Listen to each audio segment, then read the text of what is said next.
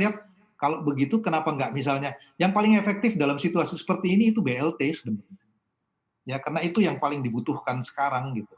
Nah, kemudian untuk perusahaan adalah risk sector, bagaimana lifeline-nya terjaga.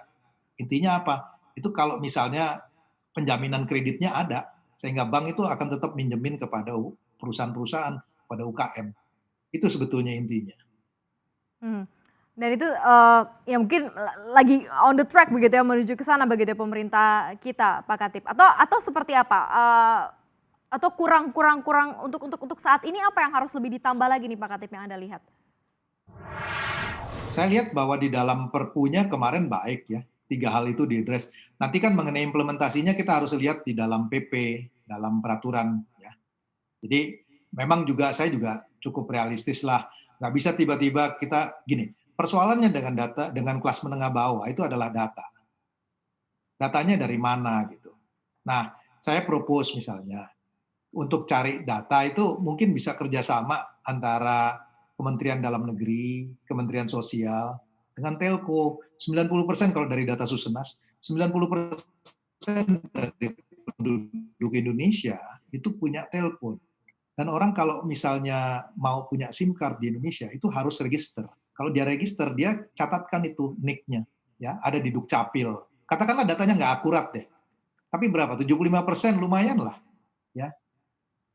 Kalau itu kemudian bisa dapat by name, by address, kita tahu lokasinya. Itu telco bisa lakuin analisis sosioekonomiknya. Siapa yang pulsanya murah, dia bisa tahu itu kelompok spendingnya berapa, dari kelompok miskin atau enggak gitu. Nah kemudian BLT-nya bisa dilakukan dalam apa? Bisa melalui pulsa, ya tentunya dengan beberapa revisi peraturan dari Bank Indonesia. Kemudian kalau enggak, lakukan aja dengan e-wallet, ya. Lakukan dengan e-wallet gitu. Hmm, oke. Kalau dengan e-wallet itu bisa dimungkinkan. Oke, Pak Khatib di tengah kondisi seperti ini begitu ya, pasti akan banyak data-data kemudian postur ekonomi yang harus kita perhatikan begitu untuk Indonesia termasuk di antaranya tingkat inflasi, ancaman penurunan daya beli, sampai dengan ke postur APBN kita begitu ya. Nah ini seperti apa yang bisa, kita perhatikan ya di kondisi yang kita nggak tahu kapan selesainya, apakah panjang ataukah tadi U-shape ataukah, V-shape begitu ya menurut Anda?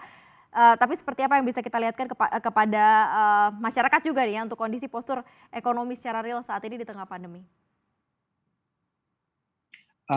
Saya gini, kita langkah pemerintah dengan Perpu kemarin saya kira itu harus diapresiasi.